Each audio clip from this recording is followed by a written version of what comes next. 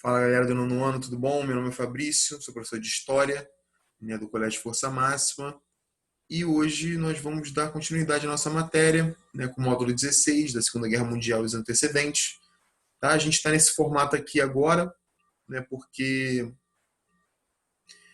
meu bloco de folhas acabou, né, foram muitas aulas gravadas, e eu já pedi, né, mas os Correios ainda não mandaram para mim. Então, vamos nesse formato aí mesmo, separando compartilhando a tela, vendo a sua apostila lá no site, né, para que a gente possa, né, dar continuidade ao trabalho.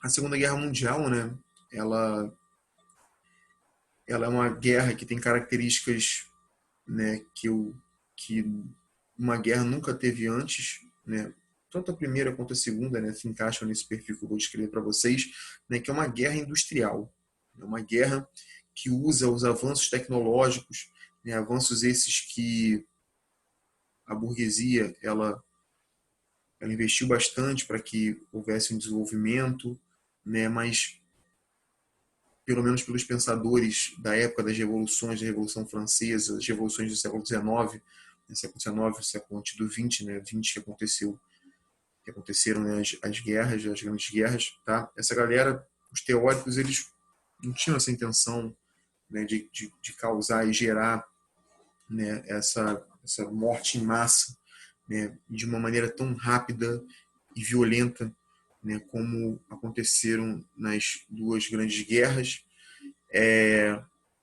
Pelo contrário, né, eles acreditavam num futuro esplendoroso, né, num futuro em que as pessoas poderiam exercer sua individualidade, sua liberdade, né, de maneira plena, né, e que a tecnologia ajudaria, né,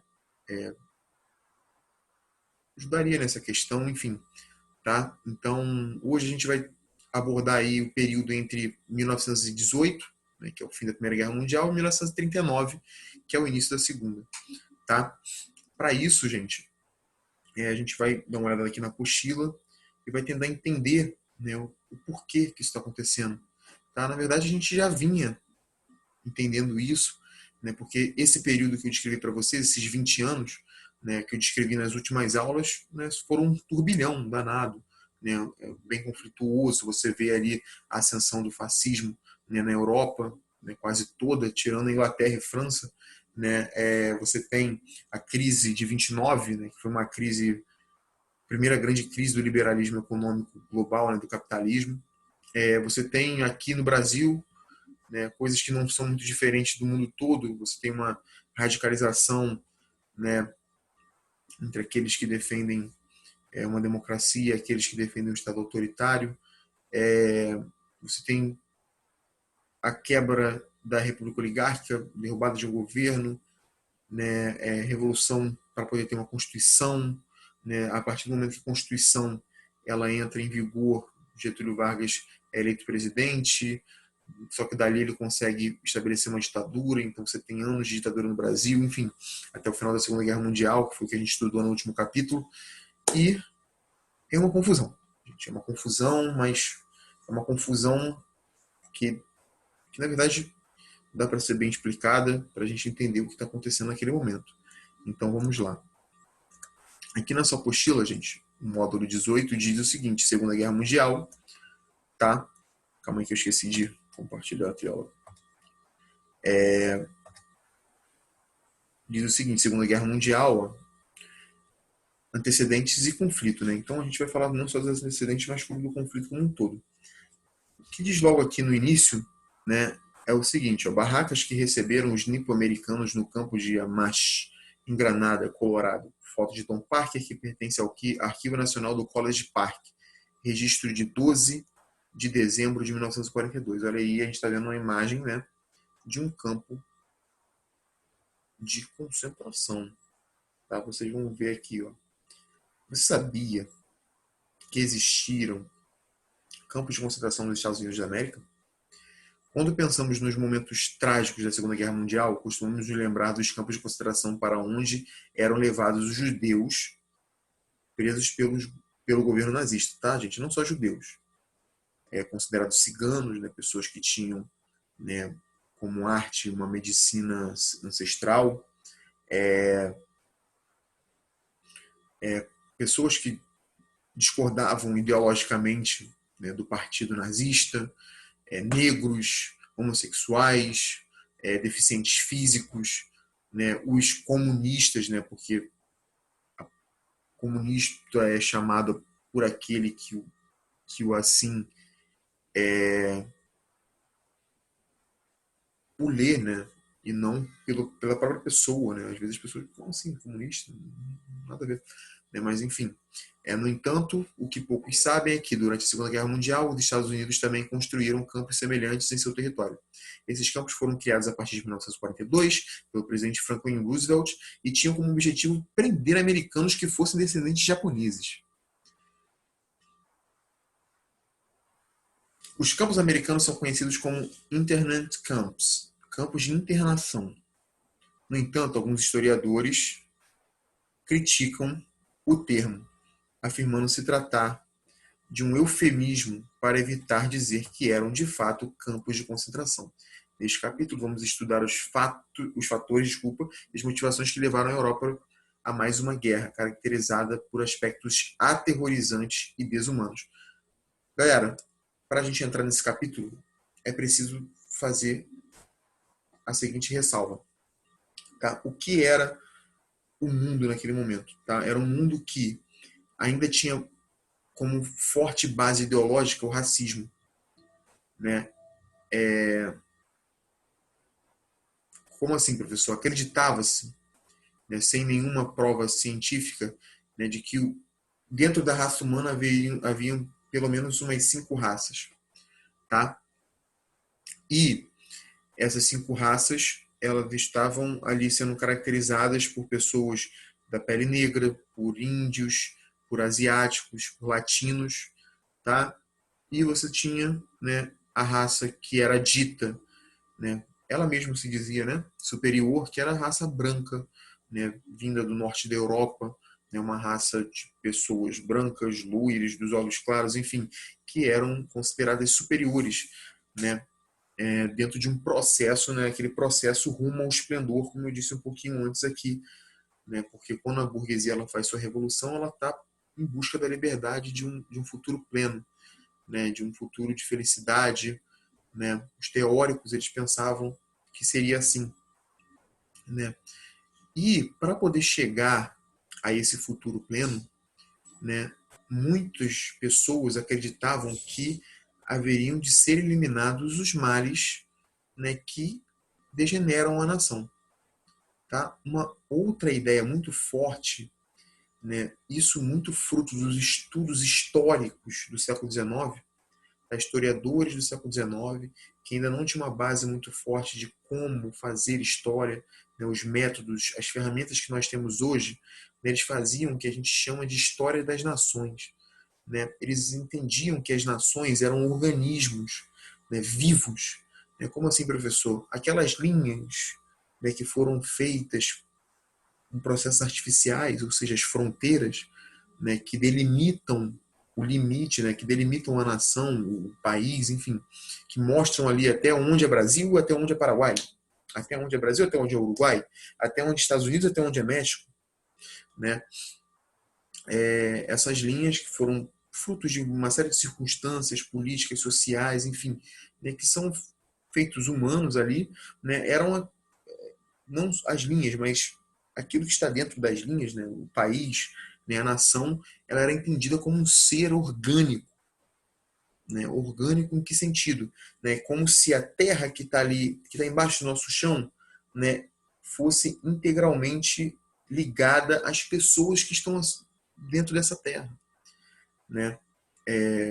E essa nação, a nação alemã, a nação italiana, a nação brasileira, a nação estadunidense, né, muitas pessoas identificavam essas raças dentro da humanidade, né, inferiores, né, como eu disse, é fruto de uma ideia, entender que somos divididos em raças, nós não somos biologicamente divididos em raças, nós somos a raça humana, né, independente de cor, do pigmento da pele. O pigmento da pele nada tem a ver com as cognições, né, o processo cognitivo que você tem aí dentro da sua cacholinha, da sua cabecinha, tá bom? O seu tamanho, sua musculatura, nada tem a ver com a sua inteligência, né? Enfim, a galera acreditava nisso, né? Acreditava que eles eram um impedimento, tá, para o desenvolvimento da nação. Era um movimento chamado de eugenista, né, que pregava cruamente, né, literalmente, a humanidade, né, que ela queria a humanidade enquanto um jardim, né, em que as ervas daninhas, né, fossem cortadas para fora, né, e para que florescesse aquilo que era belo, que era bonito, né, que na visão do branco europeu sempre foi o branco europeu, né, que na visão do norte-americano branco, né, dos olhos claros, sempre fora ele o padrão de beleza, enfim, a ser seguido. Então tudo aquilo que não fosse isso, né, era um impedimento para esse futuro esplendoroso, tá? O que foram esses campos de concentração aqui nos Estados Unidos? Foram um reflexo dessa ideologia, né? Porque essa ideologia ela gerou uma série de políticas públicas. Essa ideologia gerou a realidade que nós convivemos, né? Esses campos de concentração eles serviram para quê? Para poder isolar pessoas que vinham da Ásia, né? Do Japão, pessoas que tinham descendentes japoneses, né? Que tinham pessoas, né? Os pais, as mães, os avós, né? Pessoas que vieram do Japão. Você pegava essas pessoas, botava lá para poder não se misturar com os americanos legítimos, para que a nação não pudesse sofrer algum tipo de degeneração. Tá? O racismo é isso, né? Acreditar que as pessoas, por conta de alguma característica física, né? No caso aí o que mais é levado em consideração é o pigmento, né, que existe na pele, só que existia uma série de estudos naquele momento que tentava ver tamanho de nariz, tamanho de cabeça, tamanho de crânio, para poder ver se era mais propício a cometer crimes, a não trabalhar, enfim, era uma coisa muito que a gente olha hoje e pensa, meu Deus, mas que absurdo, mas era isso que era empreendido naquele momento, tá? Então, essa galera era colocada nesses campos, né? Mas qual era a grande diferença entre Estados Unidos e Alemanha? Os Estados Unidos era uma democracia, né? Ou seja, tinha pessoas com visões totalmente diferentes e essas pessoas poderiam falar, elas podiam ter voz no parlamento. Os Estados Unidos tinham uma tripartição de poder. Você tinha uma Assembleia Constituinte Legislativa, né? Uma Assembleia Constituinte não, gente, uma Assembleia Legislativa, onde tem Câmara de Deputado, tem Senador, enfim. Você tem o Poder Judiciário, que está ali independente, e o Poder Executivo. São três poderes, né? Como as democracias no mundo costumam ter. Né? Dali, você tem a possibilidade de ter uma série de narrativas sobre a realidade. Só que, desculpa, gente, na Alemanha, você tinha um Estado totalitário, como a gente viu, nascendo, né? Lá no início da década de 30. E esse Estado totalitário, ele não prevê a tripartição de poderes, ele é um Estado totalmente concentrado na mão do executivo, é um Estado em que controla a mídia, que cria símbolos, que controla as escolas, que controla todos os meios de sociabilidade das pessoas que estão ali naquele Estado. É por isso que é um Estado totalitário, porque ele está totalmente presente na vida das pessoas. Se você discordar, você vai para o campo de concentração, se você discordar, enfim, se você for acusado, você pode parar no campo de concentração. E não tinha ninguém para frear isso, né, como existia nos Estados Unidos por ter uma democracia. Tá? Então, o campo de concentração nazista, né, ele foi levado à frente, ele matou cerca de 6 milhões de pessoas, né, em pouco menos de 3, 4 anos, né, para poder, na ideia deles, eliminar aquilo que fazia mal à nação, né? É complicado, mas vamos dar uma olhada aqui no que sua apostila está dizendo sobre esse momento. Olha, os antecedentes. Número 1. A situação política da Europa, antes da Segunda Guerra Mundial, sinalizava que a possibilidade do conflito era iminente. Ou seja, estava ali e vai acontecer. Né? Por mais que os ingleses e os franceses menosprezassem a Alemanha, ambos sabiam que logo teriam de tomar decisões importantes diante da das desobediências, né, de Hitler em relação ao Tratado de Versalhes. Né? As alianças da Segunda Guerra Mundial foram formadas antes do seu início. A Alemanha e a Itália assinaram um tratado de amizade em outubro de 1936, na cidade de Berlim, que ficou conhecido como Eixo Roma-Berlim. Lembrando que a Itália também era um país totalitário, fascista, na verdade foi lá que surgiu, né?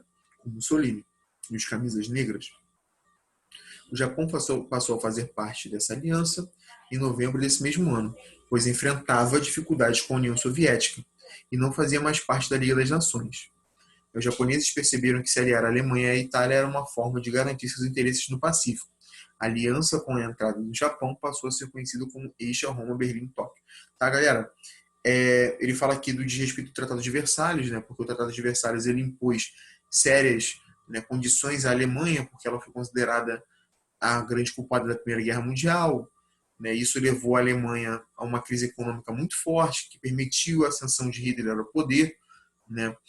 E Hitler ele investiu bastante no militarismo, né? Porque nesses estados totalitários, nessas ditaduras, sempre há um inimigo. É por isso que tem ditadura, porque precisa aqui de um governo forte para poder combater esse inimigo. Né? Então, o investimento em militarismo, né, na indústria bélica, enfim, que foi proibido pelo Tratado de Versalhes, ele aconteceu. Né? Hitler anexou territórios, tá, para poder formar a chamada Grande Alemanha. Né? Ou seja, muitas daquelas condições do Tratado de Versalhes foram desrespeitadas. Né? E a Alemanha, Inglaterra e França foram levando ali, ó, banho-maria. Vamos ver no que vai dar. O que pode acontecer de ruim? Né? A gente já sabe. A Inglaterra e a França adotaram uma posição que buscava evitar um novo conflito, a chamada política de apaziguamento. Os dois países questionavam as ações de Hitler, mas sem intervenções militares. Acreditavam que assim controlariam o líder nazista e evitariam a expansão do comunismo soviético pela Europa. Galera, vale muito a pena esse ponto aqui. Ó. Eles deixaram correr solto lá na Alemanha fascista e nazista, né, porque eles também perseguiam, né, movimentos sociais. Esses movimentos sociais eram ruins para a burguesia como um todo, porque botavam em xeque ali o poder deles, o direito, né, de enfim, de impor as regras das relações de trabalho, né, o que não era interessante, né, para os movimentos sociais, nessa imposição. Então, eles lutavam por mais direitos e isso não era muito bom para a burguesia, para a França, para a Inglaterra, que tinham países com democracias consolidadas, né, com uma burguesia bem consolidada. Deixa aí atrás dos comunistas, né, dos movimentos de esquerda. Né. A gente viu, por exemplo, né, na guerra, né, civil espanhola, na ascensão do fascismo na Espanha, que foi com uma intervenção de Hitler, né, que a Espanha, as forças do general Franco, né, conseguiram derrotar a Frente Ampla, né, que era uma frente democrática, né, representando os movimentos sociais, enfim, que foi derrotado e começou o fascismo lá na Espanha também. Né. Isso era até bom, né, para a Inglaterra e para a França, porque eles não queriam, né, uma grande União Soviética, né, do lado deles, né, ali na Europa. Após assumir o poder na Alemanha como ditador, em 1933, Hitler propagou com mais força as ideias nazistas pelo país. Divulgou a superioridade ariana, lembra que eu falei das raças, né? A raça ariana, ela era a mais forte, era o topo na escala evolutiva, enfim. O nacionalismo exacerbado e a necessidade que os alemães tinham de um espaço vital. Para alcançar esses objetivos, o Führer desobedeceu às várias imposições do Tratado de Versalhes. Entre elas destacam-se, foi o que eu disse para vocês, militarização dos países, né? Aí, ó, a Alemanha tinha sido proibida de ocupar militarmente a região, né, da Renânia ali, ó, união com a Áustria, segundo o Tratado de Versalhes, na união entre os dois países estava proibida, eles se uniram, né, valendo-se de um discurso pan-germanista. Né? Hitler invadiu a Áustria em 1938, teve grande apoio popular, né? Vamos levar, né, o ideal alemão, né, a raça ariana ao poder em toda a Europa, anexar a Áustria para isso. Tiveram apoio popular. Né? O racismo, gente, naquele momento era a base do conhecimento, né, que permitia esse tipo de coisa, né? Por exemplo, né? Vamos deixar que anexem aqui mesmo o nosso país. Por exemplo, o austríaco vem, invade que eu vou te ajudar, né? Porque nós vamos formar, né, a grande Alemanha, né, só com arianos. Só com arianos. Aí nós teremos nosso esplendor. Hitler passou a reivindicar a incorporação da região dos Sudetos, Tchecoslováquia, de seu território, alegava que a região era de maioria alemã, portanto deveria ser posse alemã. Hitler assim avançava em seu domínio com base no nacionalismo e na teoria do espaço vital, né? Temendo um novo conflito, a Inglaterra interviu na questão, solicitando uma negociação entre Tchecoslováquia e Alemanha. Dessa forma, em 1938, na Conferência de Munique, reuniram-se representantes ingleses Neville Chamberlain, o primeiro-ministro francês Edward Daladier, Hitler e Mussolini. Entre várias questões discutidas e acertadas, ficou estabelecido que parte da Tchecoslováquia era o último território que os alemães poderiam ocupar. A Alemanha e a União Soviética estreitaram relações. Buscando defender seus interesses, assinaram em agosto de 1939 um acordo secreto, conhecido como Pacto Ribbentrop-Molotov, ou Pacto Germano-Soviético. Acho melhor, né, ficar com esse nome aqui, ó, Pacto Germano-Soviético, que é mais fácil. Por ele, ficou estabelecida a não agressão entre os dois países. A União Soviética e a Alemanha evitaram um conflito direto, e os soviéticos ainda ganhariam parte do território da Polônia, próximo alvo de Hitler. A Alemanha, em caso de conflito, se preocuparia apenas com a frente ocidental, já que não seria atacada pelos russos. Veja bem, gente, o Pacto Germano-Soviético, né, que antecedeu ali a Segunda Guerra, naquele ambiente bem conflituoso, né, ele não significou que a União Soviética e a Alemanha eram amigas. Muito pelo contrário, né, porque elas eram inimigas que elas fizeram esse pacto, né. Hitler tinha planos de acabar com o socialismo soviético, né, até porque ele os considerava inimigos, né. Muitos soviéticos foram parar em campos de concentração, muitas pessoas que apoiavam a União Soviética, enfim. Mas por que eles fizeram esse pacto? Né? O que fez a Alemanha perder a Primeira Guerra Mundial foi ter que lutar em duas frentes. A Alemanha está ali, né? Do lado dela, aqui, ó, tá a França, né? Não sei se é aqui ou ali, como é uma. Enfim, a gente olhando para o mapa, né? Deixa eu pegar aqui um mapa da Europa na Segunda Guerra. Mapa da Europa, Segunda Guerra. Antes da Segunda Guerra Mundial. Dá uma olhadinha aqui.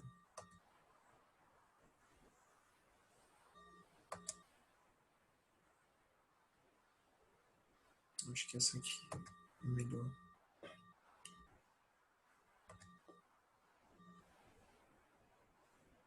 A Alemanha, gente, estava no meio, né, desse conflito. E ela era uma dos protagonistas, né, desse conflito. Enfim, acho que isso aqui está dificultando um pouquinho. Não sei se dá para vocês verem, né? Oh, meu Deus. Calma que isso é muito novo para mim, gente. E a Alemanha está aqui, ó. A França está aqui. A Inglaterra está aqui.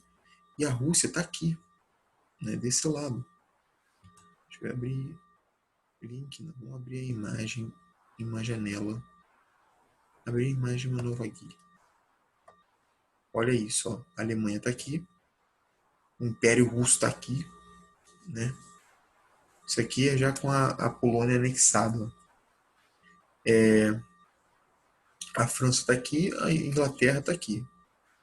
Lutar em duas frentes, ou seja, lutar virado para cá. Lutar virado para cá foi o que fez a Alemanha enfraquecer muito na Primeira Guerra Mundial. Então ele fez esse pacto com a União Soviética para quê? Para voltar suas atenções para o Ocidente, para esse lado daqui, da França e da Inglaterra, tá? Depois ela pensaria em quebrar esse pacto e ir atrás da União Soviética, da Rússia. Vamos voltar aqui, ó.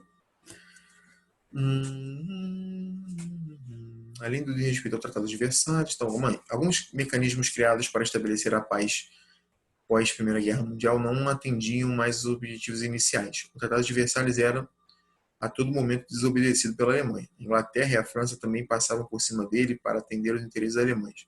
Ambos pensavam que dessa forma evitariam um novo conflito. Além do desrespeito ao Tratado de Versalhes, a Liga das Nações, órgão internacional criado após a Primeira Guerra Mundial, que tinha por objetivo mediar e evitar conflitos, não cumpria seu papel. As ocupações militares aconteceram e nada foi feito para evitá-las. Pôde-se exemplificar essa situação com a ocupação italiana na Etiópia e a invasão japonesa na Manchúria, que desencadeou um conflito com a China. Nos dois casos, as Ligas das Nações se colocou em posição contrária e impôs sanções para penalizar os invasores. Porém, suas ações não foram eficazes para impedir as invasões de suas ocupações. Em meados da década de 1930, ficava evidente que a Liga das Nações não tinha o poder de impedir um novo conflito. É importante destacar que a ação do Japão na Ásia incomodou os norte-americanos, que tinham interesse nos mercados consumidores dessa região. Além disso, com as anexações, o Japão se consolidava como potência no Pacífico. Pode-se, assim, perceber que vários interesses comuns existiam muito antes da Segunda Guerra Mundial acontecer, e isso foi definido a formação dos blocos de alianças. Desde 1935, o conflito começava a ser desenhado. O mapa europeu mudava e sua configuração geopolítica, a Alemanha e a Itália se impunham no continente, a Inglaterra e a França evitavam a todo custo as desavenças com os alemães e a União Soviética mantinham seus interesses voltados para o leste europeu e se sentia segura para avançar nessa região graças ao Pacto de Não Agressão. Os Estados Unidos assumiram isolacionismo e não se intrometiam nas questões europeias. Contudo, ficaram incomodados com as anexações japonesas no Pacífico. Hitler, por sua vez, ainda estava satisfeito. Desejava o corredor polonês, região criada após a Primeira Guerra Mundial, que dividiu em duas a região da Alemanha e dava acesso ao mar à Polônia. Em 1º de setembro de 1939, Hitler ordenou a invasão da Polônia. Ingleses e franceses não toleraram mais essa anexação e declararam guerra à Alemanha. Era o início da Segunda Guerra Mundial. Lembra, gente, que a gente leu aqui em cima que quando anexou a Tchecoslováquia na Conferência de Munique, né? Isso, ó. Aqui, ó. Conferência de Munique, né? Ali foi decidido, ó, 1938, pô, a Alemanha já está anexando coisa pra caramba, anexa aí uma parte da Tchecoslováquia e tá suave. Não faz mais isso. Só que eles anexaram o chamado corredor polonês, que eu vou mostrar para vocês aqui, ó. Olha isso aqui. Vou abrir a imagem. Nova guia. Olha isso aqui. Isso aqui é o corredor polonês. Isso aqui era uma região estratégica para sair daqui do mar. Quando a Alemanha invadiu isso, pronto, para poder anexar, né, os territórios, foi o estopim da Segunda Guerra Mundial. Dali começou o conflito. E como a gente estava dizendo, né, esse conflito já vinha sendo desenhado. A Liga das Nações, que era um órgão internacional, não pôde, né, não conseguiu a interferência necessária para que não houvesse invasões, né, da Alemanha em outros países, assim como a União Soviética também avançava aqui por esses países do leste europeu, né, com a sua influência, né, a Itália, né, se metia aqui em territórios na África, enfim, era uma tensão enorme, né, uma luta ali, né, no dia a dia, né, entre a galera que defendia uma democracia e outros que defendiam, né, um Estado totalitário, né, em que há uma ditadura, e isso gerou um conflito de uma proporção gigantesca, né, em que milhões de pessoas morreram, né, não só ali na linha de frente, mas em suas casas, né, com bombardeios, enfim, né, e milhões de pessoas morreram em campos de concentração, né, que foi uma aberração, né, humana, né, porque foi fruto da humanidade, é fruto da ideia, né, e das ações humanas, tá? Não são monstros, são pessoas que estão pensando, que faz sentido, né, para muita gente aquilo que elas estão falando, tá? Só que cientificamente não é nada, não há provas, né, de que a raça humana, né, tenha sub-raças, né? Enfim,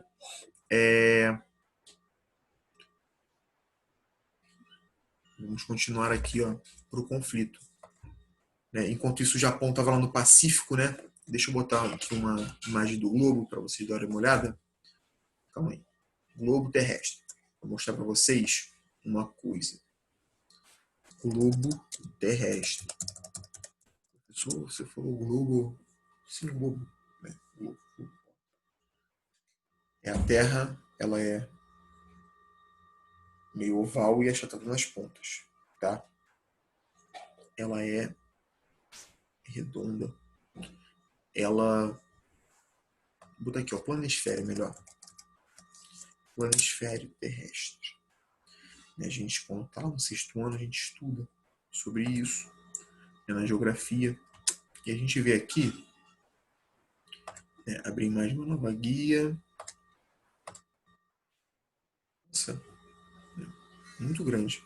Mas vamos lá, aqui é os Estados Unidos. O Japão está aqui. Por que as anexações do Japão no Pacífico incomodam os Estados Unidos? Porque, veja bem, a Terra é redonda, né? Ela é oval, na verdade, achatada nas pontas. Então, daqui para cá, é só você dar a volta por aqui.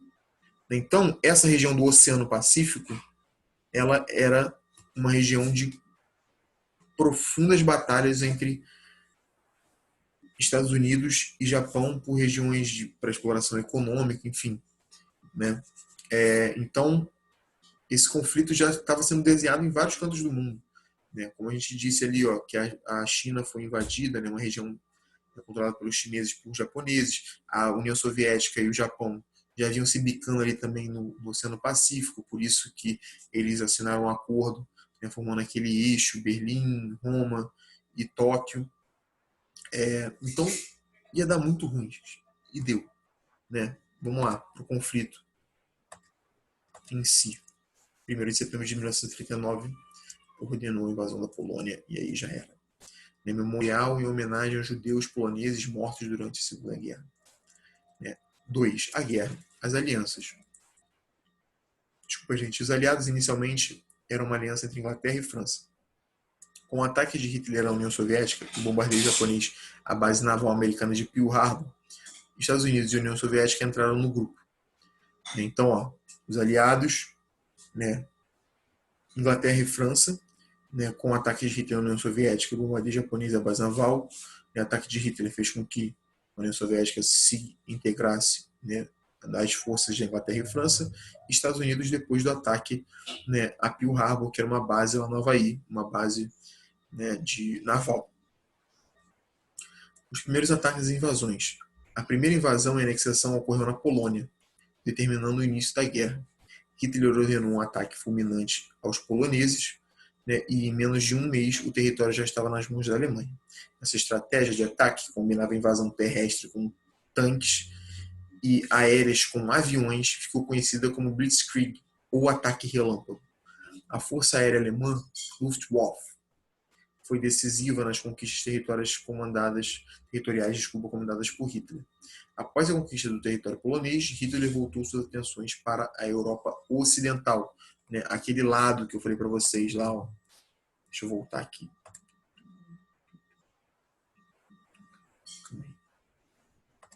Europa Ocidental, olhando ali para o leste, né? Aqui, ó. Para esse lado aqui, ó. Vou abrir aqui em nova guia mais uma vez, que vocês possam ver agora uma imagem. O que está acontecendo aqui? Quero. Acho que não foi essa imagem, não, né, gente? Aqui. Essa aqui. Né? Essa. Abrir em guia. Poder voltar para o Ocidente. Ocidente, Oriente. Ocidente, Oriente. Ocidente, Oriente. Enfim. A galera veio aqui para a França depois que dominou aqui a Polônia. Rápido, um mês. Muito rápido. A Itália, também, após a conquista do território polonês, Hitler pôde se voltar ao Ocidente, como está dizendo aqui, em abril de 1940, conquistou a Dinamarca e a Noruega. Em abril do mesmo ano, invadiu a Bélgica, a Holanda e Luxemburgo. O interesse alemão ao conquistar tais países era ter bases militares de apoio para iniciar ataques à Inglaterra e França. Né? A Itália, apesar de aliada à Alemanha, permaneceu neutra até junho de 1940, quando entrou no conflito buscando expandir seus domínios, principalmente no norte da África. Para tanto, recebeu ajuda militar dos nazistas para defender seu território. no leste europeu, conforme o pacto de não agressão firmado entre os soviéticos e alemães. A União Soviética invadia e anexava os seguintes territórios de seus interesses: Estônia, Letônia, Lituânia e Finlândia. A Blitzkrieg era uma tática, né, de ataque total, né, e fulminante, né, enquanto muita gente acreditava que ia ser uma guerra de trincheiras de novo, né, você tinha aqueles tanques modernos, né, bem tecnológicos, passando por cima dessas trincheiras, enquanto esses aviões vinham em uma velocidade enorme, tacando bombas, enfim, foi uma carnificina. A Blitzkrieg foi uma tática de guerra que inaugurou a nova forma de atacar e invadir territórios. As velhas trincheiras foram deixadas de lado, e a guerra sem movimento, como fora a Primeira Guerra Mundial, não existia mais.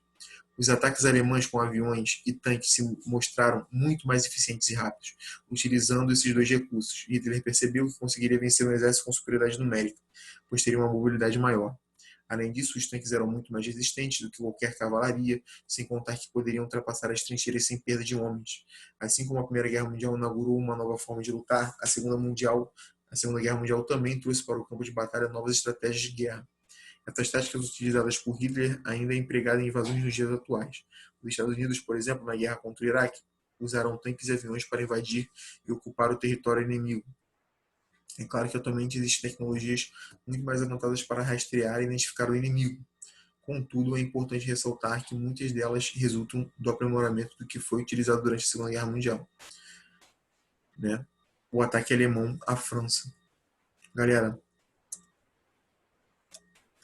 os franceses acreditavam que conseguiriam deter a invasão alemã por terra e montaram uma frente de defesa seguindo uma linha imaginária, a linha Maginot. Nessa região, contavam com homens bem armados e trincheiras para impedir a entrada alemã no território, mas o plano fracassou. Tratava-se de uma nova guerra, com táticas e armamentos poderosos. Hitler contava com tanques e aviões potentes, e nenhuma trincheira impediria a invasão alemã. Ciente da fortificação armada na França, Hitler invadiu o país pela Bélgica e por Luxemburgo, ou seja, deu a volta e surpreendeu os franceses em seu próprio território. O objetivo era tomar a capital francesa em junho de 1940. Paris foi conquistada pelos alemães. Né? Aqui, ó, deixa eu mostrar para vocês. Assim que isso aqui é baixar. Né? Aqui em cima tem Bélgica, né? E a Alemanha veio por aqui, ao invés de vir pela sua fronteira. Pegou todo mundo desprevenido. Tá?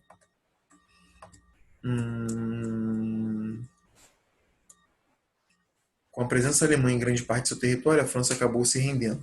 O território francês foi dividido em duas partes. O norte, incluindo a cidade de Paris, né, capital, passou a ser governado diretamente pelo Estado alemão. E no sul passou a existir um governo republicano pró-nazista, conhecido como República de Vichy. O general francês Charles de Gaulle fugiu para a Inglaterra e de lá comandou a resistência francesa, por discursos transmitidos pela rádio BBC. A imprensa livre aí, ó, fazendo o seu papel. Com a derrota dos franceses, os alemães acreditavam que a Inglaterra recuaria e os deixariam comandar o continente. Porém, isso não aconteceu. Hitler ordenou vários ataques aéreos à ilha, mas os ingleses contavam com poderosos radares e aviões e tinham a real força aérea para defender o território. Após várias investidas na Inglaterra, sem sucesso, e com muitas baixas da Luftwaffe, que é a força aérea alemã, eles perderam muito ali tentando invadir a Inglaterra, Hitler resolveu atacar seu outro objetivo, a União Soviética. Ou seja, tá ali, ó, controlei a França, né, os principais aliados aí, né, da luta pela democracia naquele momento, né, e pelo não avanço, né, do nazismo. Só que a Inglaterra era uma ilha, era mais difícil, né, de invadir. Aqui, ó, a Grã-Bretanha está aqui, a Alemanha está aqui, a França está aqui. Não dava, era muito difícil, tinha que ser por cima, e a Inglaterra tinha a sua força aérea real, que era muito forte. Não conseguiram. Vamos fazer o que agora? Vamos para o Império Russo. Acabou o Tratado de Não Agressão. Vamos agredir agora. Né? O ataque alemão à União Soviética. Né? E é aí que as coisas começam a ficar ruins para a Alemanha. Né? Porque até então eles haviam vencido a maioria das batalhas, tá? Anexado a maioria dos territórios que eles pretendiam anexar, estabelecido governos nazistas, né, em várias repúblicas que antes não eram. Com o objetivo, no seu principal alvo, a União Soviética, Hitler iniciou uma expansão para o leste europeu.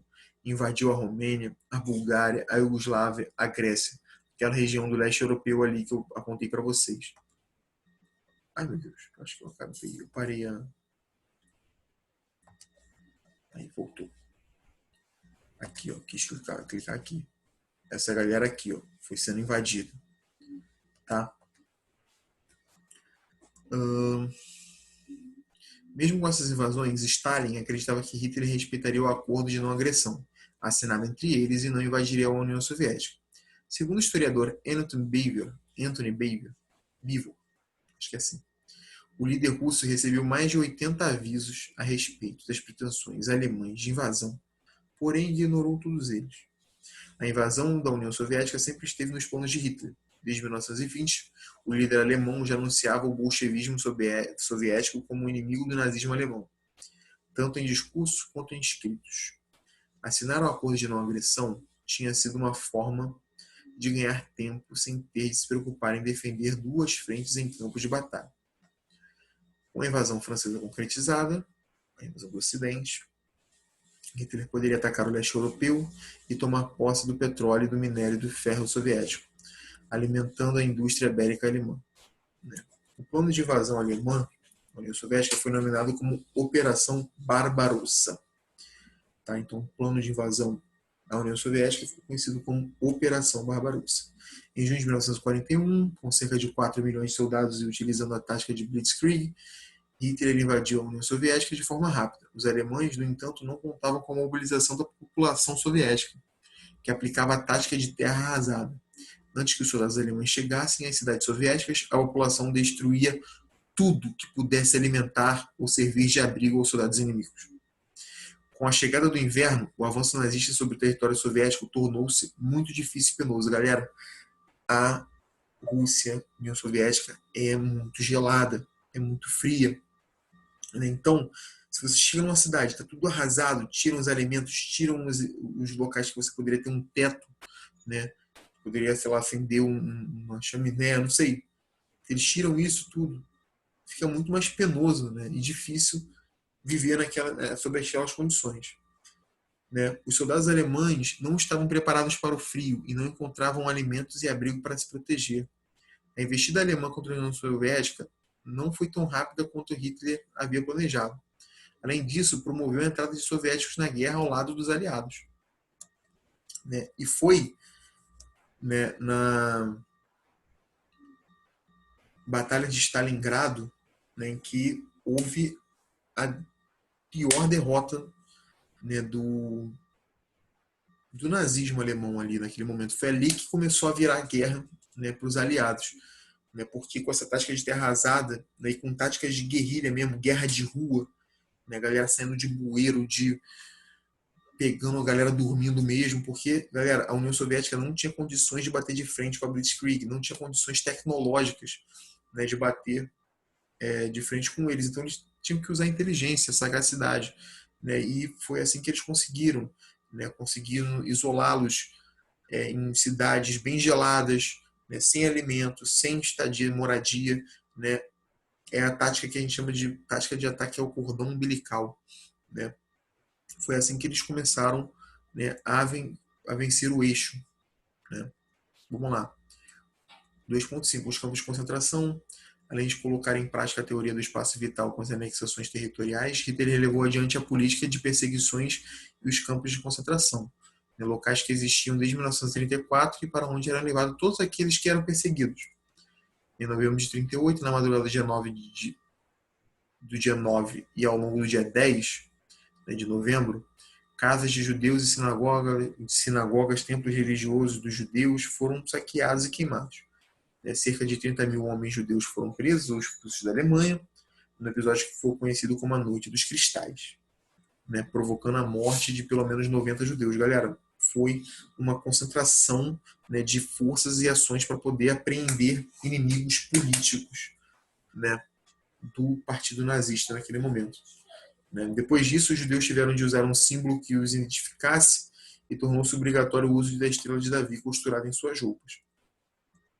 Durante a Segunda Guerra Mundial, o número de campos de concentração aumentou para atender à política de extermínio implantada por Hitler contra judeus, ciganos, homossexuais, negros, eslavos, deficientes físicos e mentais e opositores ao nazismo.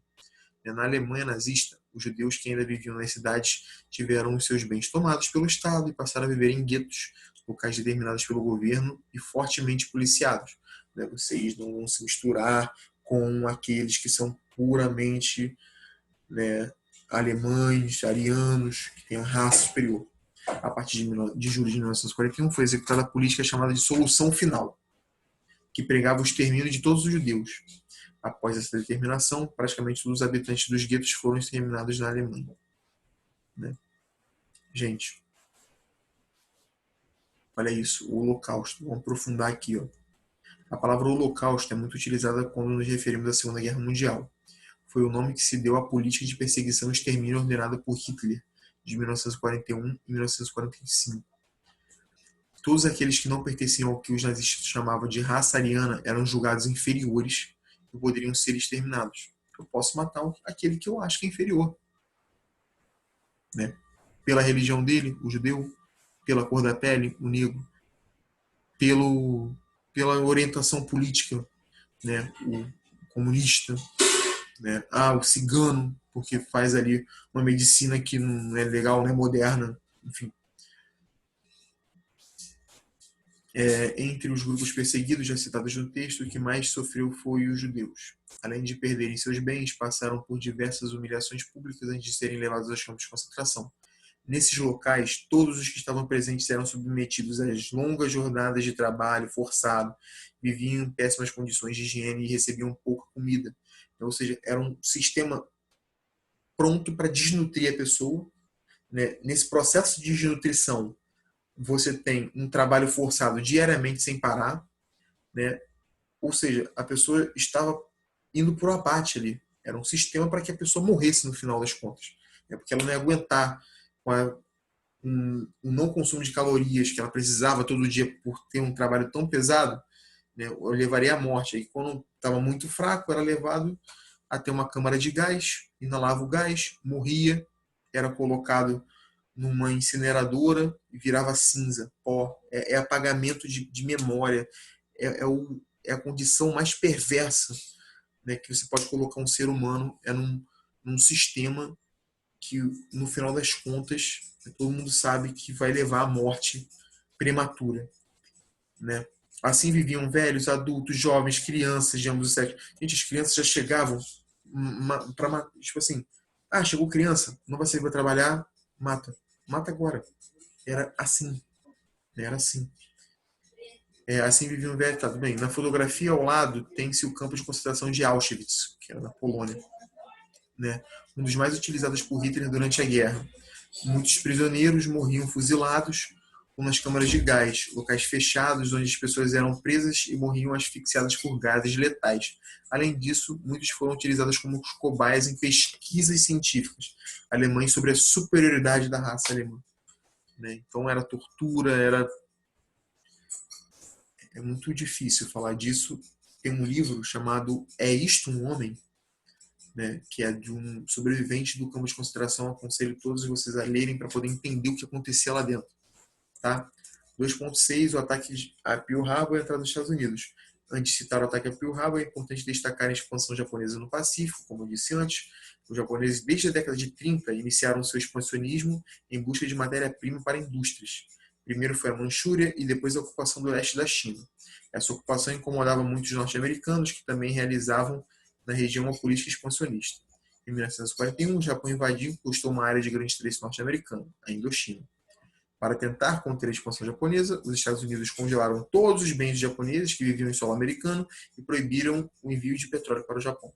Os norte-americanos pensavam que, com essa represália, fariam os japoneses recuarem em seus pontos de expansão. A resposta japonesa foi justamente o oposto. Eles ordenaram um ataque aéreo a Pearl Harbor, uma base militar norte-americana no Pacífico, em dezembro de 1941.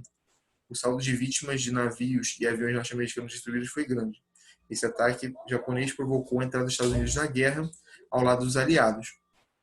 Com os norte-americanos, alguns países da América também entraram no conflito, como o Brasil e o México, como a gente viu aí também na aula do Estado Novo. A entrada dos Estados Unidos e da União Soviética na guerra mudou completamente o rumo do conflito. Tá? E assim, né, eles venceram a Alemanha, mas depois a gente vai ver mais detalhadamente esse processo aí no capítulo 17. Tá bom, gente? Espero ter ajudado vocês. Qualquer coisa vocês voltem aí, tentem ver direitinho, né? Pausa, repita. Vocês vão ter uma aula sobre isso, né, ao vivo, né, nas próximas semanas. Ou nessa semana, não sei. Tá? Um beijo, um abraço e até a próxima.